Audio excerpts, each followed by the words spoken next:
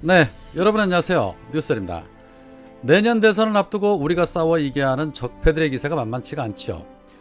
특히 적폐 언론들의 이재명 후보에 대한 가짜 뉴스 또 흠집내기 의혹 부풀리기는 날이 갈수록 더 흉측해지고 있습니다. 언론의 징벌적 손해배상제가 국회 문턱을 넘지 못하는 동안 기레기들의 난동이 난리도 아닙니다. 자고로 이 가짜 뉴스에는 금융치료만큼 좋은 방법이 없죠. 관련해서 똑순이 이문정 검사가 조선일보와 TV조선 그리고 소속 기자들을 상대로 해서 얼마 전에 금융치료를 위해 법원에 소송을 냈었습니다. 그 이유는 이문정 검사가 한명숙 전 총리 모의중 사건을 조사하는 과정에서 증인 중 한 사람을 협박했다는 내용의 보도를 내보냈다는 것이고, 또 이로 인해서 자신에게 큰 피해를 줬다는 것입니다. 이문정 검사가 문제를 삼은 보도는 총 4건으로 TV조선 보도 그리고 이를 받아 쓴 조선일보 기사입니다. 지난 7월 15일 뉴스구를 통해 보도된 단독 한명숙 재판 증인 모해유증 부정안이 이문정이 구속 언급이라는 제목의 기사입니다. TV조선은 다음날 아침 뉴스포레이드에서도 같은 기사를 재차 보도했습니다. TV조선은 같은 날 오후에 뉴스구를 통해서 또다시 이문정 사실 확인 요청엔 침묵, 뒤늦게 법적 대응이라는 제목의 후속 보도도 했습니다. 또한 TV조선은 같은 날 방송에서 이문정 참고인에게 거짓말 마라 압박, 선택조사도 논란이라는 보도를 했습니다. 앞서 언급된 기사 3건은 A 기자가 보도를 했고, 해당 기사는 다른 기자가 보도를 했습니다. 이 외에도 TV조선의 첫 보도 이후에 인용 보도를 한 조선일보 기사에도 문제를 제기했습니다. 이문정 검사가 문제 삼은 기사는 한명숙 재판 증인 이문정 모해유증 부인안이 구속 언급이라는 제목의 보도입니다. 이러한 보도들이 허위사실이라며 이문정 검사가 금융치료를 위한 소송을 제기한 겁니다. TV조선과 조선일보 그리고 여러 명의 기자가 금융치료를 받게 되자 이 두 회사는 공동 대응을 위해서 법률 대리인을 공동 선임하고 대응을 한다고 합니다. 변론 기일이 잡힌 이문정 검사는 페이스북을 통해서 이렇게 말합니다. 지난 수요일 조선일보 100년 특집 기사로 오보를 정정하고 사과합니다가 있었습니다. 이제 나에게도 사과할까 싶어 기사를 클릭하였다가 허탈하게 창을 닫은 사람이 한둘이 아닐 테지요. 저에게까지 사과할 여력이 없으리라 예상했습니다만 그럼에도 실망스럽더군요. 법과 원칙에 따라 검사직을 수행했던 저를 얼치기 운동권 검사로 매도했던 2013년 첫 사설과 기사들이 아직도 제 심장에 비수처럼 박혀 있으니까요. 권력자들에 대한 질문은 언론의 권리이자 의무죠. 또한 언론은 시민인 독자들에게 답하고 오보 피해자들에게 사과할 의무 역시 있습니다. 이에 언론에 묻습니다. 검증과 확인을 제대로 하고 있습니까? 의도적으로 사실을 왜곡하거나 부풀리는 등 편파적이거나 불공정하게 취재하고 있지는 않습니까? 권력 감시자인 양 하다가 권력화 되지는 않았습니까? 언론에 언론다움을 요구합니다. 라는 글을 올렸는데, 권력의 감시자인 양 하다가 권력화 되지 않았냐라고 묻고 있는데, 이미 대한민국 최고의 권력 중 하나는 기덕이죠. 정권을 만드는 것도 끌어내리는 것도 그들이 마음만 먹으면 할 수 있다고들 하는데 최고의 권력이지 않습니까? 윤석열이 그런 언론사 사주들을 만나 무슨 얘기들을 나눴을까요? 정말 궁금한 대목인데, 어쩌면 권력을 나누자고 하지는 않았을까 하는 상상도 해봅니다. 오세훈이 김어준 씨를 쳐내기 위해서 보복성으로 예산을 대폭 삭감을 했는데, 이제 정부도 적폐 언론들에게는 광고나 보조금은 지급해서는 안 됩니다. 그 돈으로 민주정부 뒤통수 때리기만 여념이 없는데 끊을 건 끊어내야 합니다. 유료부수 조작이나 하는 자들에게 무슨 언론의 양심이 있겠으며 권력을 감시할 줄 아는 상식이 있겠습니까? 오로지 금융치료만이 답이라고 생각이 됩니다. 이재명 후보께서 가장 먼저 꺼내든 것이 언론과의 전쟁입니다. 이제 민주당이 나서서 조속히 처리해야 할 것입니다. 한편 고발사주 의혹을 수사 중인 공수처가 손준성을 소환 조사한 데 이어서 어제 국임당 김웅을 소환해서 12시간가량 조사를 했습니다. 김웅은 조사하는 과정 내내 역시나 선택적 기억만 되풀이한 것으로 알려졌습니다. 공수처는 조성은 씨와의 통화 내용에서 김웅이 특정한 저희가 누구인지 집중적으로 캐물었다는 것으로 알려졌는데요. 조사 내용을 바탕으로 해서 분석한 뒤에 손준성과 김웅에 대해서 구속영장을 검토할 것으로 알려졌습니다. 아직도 고발장 작성자를 특정하지 못한 상태에서 구속영장이 발부되기는 쉽지 않을 듯한데, 증거가 있고 증인이 있는데도 속도가 더딘 것을 보면 참 지켜보는 국민들 입장에서는 정말 답답합니다.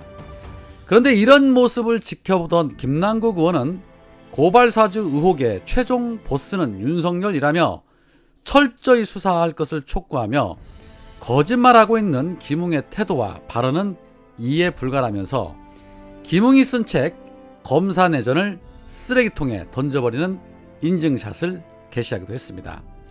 김웅 같은 자는 쓰레기통에 들어가야 한다라는 것으로 해석이 됩니다. 오죽하면 저럴까 싶습니다. 김남국 의원님 아주 좋습니다. 응원하겠습니다. 그리고 어제 송영길 대표와 이준석의 토론 배틀이 있었습니다. 이 자리에서 이준석은 대장동 특혜 의혹에 대해서 역시나 특검을 해야 한다고 주장을 했고, 이에 대해서 송영길 대표는 똑 부러지는 발언으로 통쾌함을 줬는데 한번 보시겠습니다. 짧게 대답해 주시죠. 이재명 후보에 대한 검찰 수사, 혹은 특검이 도입될지 어떨지 모르겠습니다만 특검의 수사, 조사 필요하다고 생각하시는 겁니까? 저는 필요하다고 생각하고 또 우리 국민들도 아까 언급한 여론조사에서도 상당히 그런 걸 원하고 있다고 봅니다. 송영길 대표도 아마 전국을 다니면서 이 이야기를 가장 많이 들으시고 이 이야기를 가장 많이 하실 것 같아요. 대장동 개발사업 특혜 의혹, 지금 연일 언론에서 단독 보도가 나오고 있는데 송영길 대표는 어떻게 얘기하십니까? 일단 국민 여러분 상식적으로 생각을 해봅시다. 돈을 먹은 사람이 범인이다. 우리가 이렇게 주장하는 것입니다. 누구의 김만배의 진술, 남욱 변호사의 진술 모두 다 현재 피의자로 수사를 받고 있는 사람들이 다 자기를 변론하고 책임을 전가하기 위한 진술을 할 것입니다. 그 진술과 문서 하나 가지고 뭐 대단한 건 그냥 조선일보가 맨날 단독으로 쓰고 있는데, 문제는 돈을 먹은 사람이 나쁜 놈 아닙니까? 돈을 곽상도라는 국민의힘 국회의원 지금 탈당하셨지만 이분이 50억을 아들을 통해 받은 거잖아요. 이거를 뇌물죄로 현재 이미 판단을 했습니다. 그럼 곽상도부터 구속을 시켜야죠. 왜 곽상도를 구속 안 시키고 있어요? 50억 받은 게 확인됐는데. 왜 곽상도한테 당신이 50억을 무슨 대가로 받았습니까? 예, 같은 성균관대학교 출신인 김정태 하나은행 그룹 행장, 최순실로부터 민정수석으로 임명된 사람, 당시 박근혜 초기 허태열 비서실장 성균관대 출신입니다. 황교안 성균관대 같은 대학 출신입니다. 김만배 성균관대 출신입니다. 이성문 성균관대 출신입니다. 다 이런 같은 대학 동문들끼리 왜 하나은행 콘소시엄을 했는가? 하나은행 콘소시엄은 43%의 돈을 투자해놓고 32억 돈을 받았어요. 6% 투자한 화천대유 천화동인은 4천억이라는 돈을 가져갔는데 어떻게 이 43%의 지분을 투자한 하나그룹은 돈을 32억밖에 배당을 받지 않았는가? 이것이 바로 배임죄는 하나은행 그룹이 오히려 배임이 아니었는가라고 보는 거 아닙니까? 근데 여기 야당에서도 검찰의 수사에 대해서 의문이 있겠지만 우리는 정말 답답해 미칠 지경입니다. 야당 같았으면 나도 당연히 주장했을 텐데 왜 돈 먹은 곽상도는 구속시키지 않고 왜 지금 100억의 돈이 들어갔다고 말하고 있는 박영수 특검은 왜 빨리 수사하지 않습니까? 이해를 못하는 김만배 누나가 친박연대 대표였다는 분인데 이분이 남편이 같은 윤우진과 같은 세무서의 직원이었다 그래요. 다 윤석열과 친한 사이고 어떻게 공교롭게 윤석열 아버지 집을 19억에 사주냐고 그거를.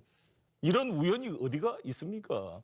그리고 가장 중요한 것은 대장동 사건의 출발이 부산저축은행 부실 수사에서 발생했는데 부산저축은행의 조우형이라는 사람이 1150몇 억인가를 빌려다가 대장동 피입했다 넣은 겁니다. 이게 대장동 이게 핵심이 설계의 핵심인데요.